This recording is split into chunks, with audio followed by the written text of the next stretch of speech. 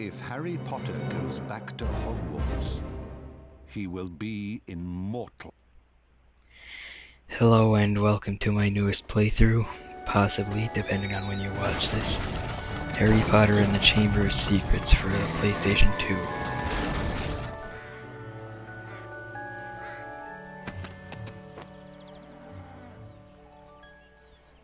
Welcome to the Burrow, Harry. Did any of you ever give a thought of how worried I'd be? Beds empty, no note, car gone. Mom, Could have crashed. Out of my mind with worry. Did you care? Never. As long as I've lived. But, Mum... Now get outside and start de-gnoming. I've had it up to here with all of you. Except you, of course, Harry. I'm not cross with you. You ready to do a bit of de-gnoming then, Harry? Well, I'm not sure, Ron. I've been with Dursleys so much this summer, I'm a little rusty. So with all that green stuff shooting out of his wand. Flipendo! That was truly smashing, Harry! Oh. Once you learn some Even his second-year brothers magic, knew you'll be that able pun to ring failed. the bell. You know, Harry, you can cast Flipendo on a whole bunch of things lying around the burrow, and if you do, you might be surprised at what You'll you never find. actually be able to ring that specific bell, but there's a different bell you can ring once you get second year magic.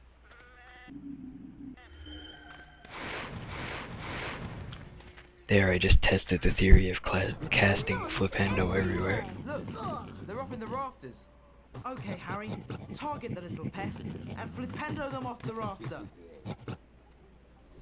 Flipendo! Basically, this part isn't very hard, you just knock them down.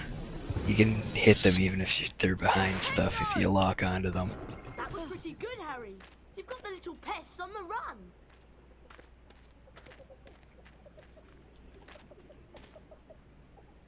They always leave without me.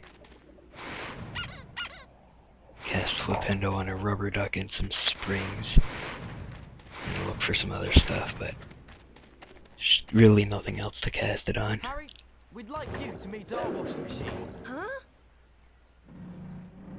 Dad tried charming. This washing Now machine it's is anything but the charming. first boss in the This is game, your if you can opportunity to count it practice as a the two. boss, really. Dueling? And keep moving around it and cast Flipendo when the door is open.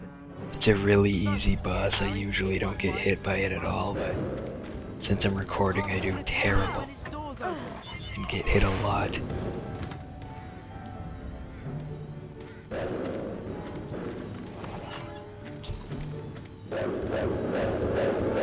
You can only damage it when the door's open. Shut up, Fred, I know how to damage a washing machine.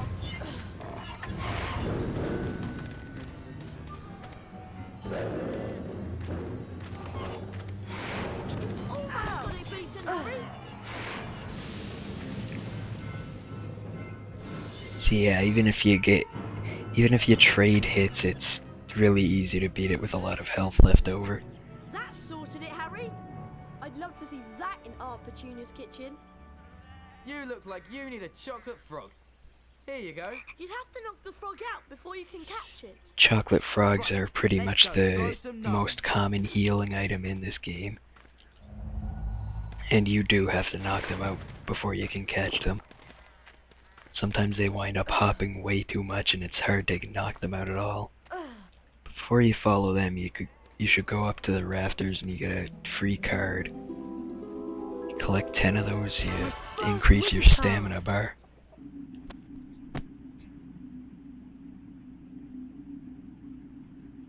Not even gonna try to pronounce that name.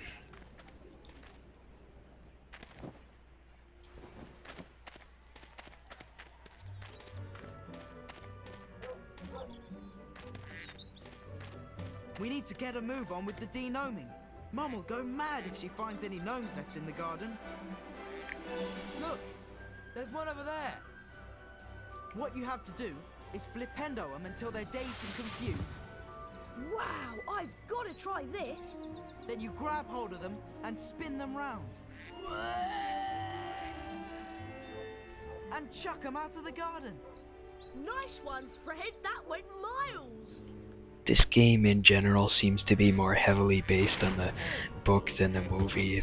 I'm not even sure whether the game or the movie came out first. I haven't really checked the release dates or anything. Anyway, this whole denoming thing was in the book. Spin them round and chuck them out the garden.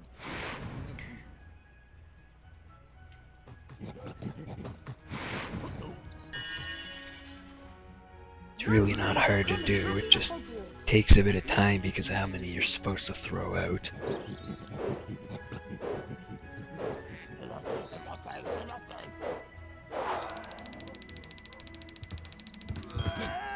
Brilliant throw, Harry. Great, a wizard card for my collection. You get cards when you beat the first record that he sets and when you hit either of those two targets.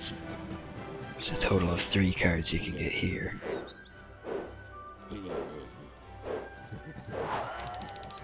Right on target. There's a lucky bounce.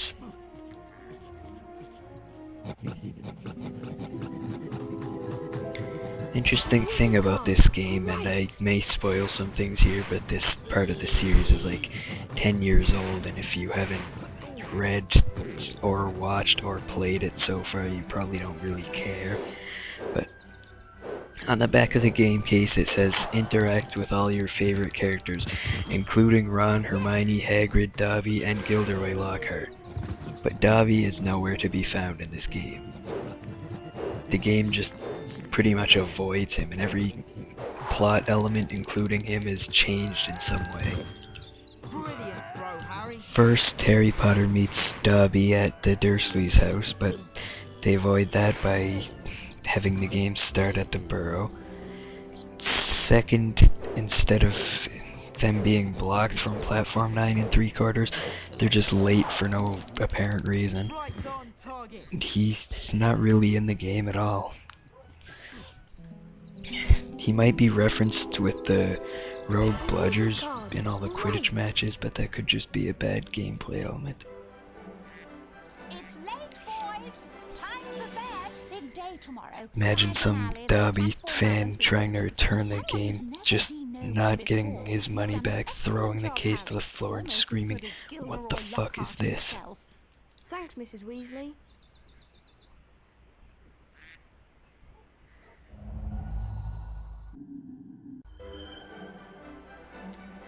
Anyway, you get to end the day. Mrs. Weasley woke them all early the following Wednesday. She took a flower I thought it was pot off the tomorrow, kitchen not the mantelpiece, following Wednesday. and everyone grabbed a handful of flue powder. Harry had never travelled by flue powder before, and when he scattered the powder into the fireplace, he immediately swallowed a lot of hot ash. Diagon Alley. It felt as though he was being sucked down a giant plug hole.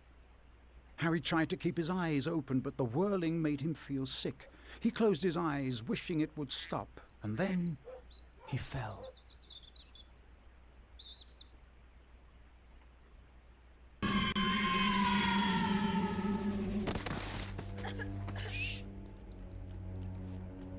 This doesn't look like Diagon Alley.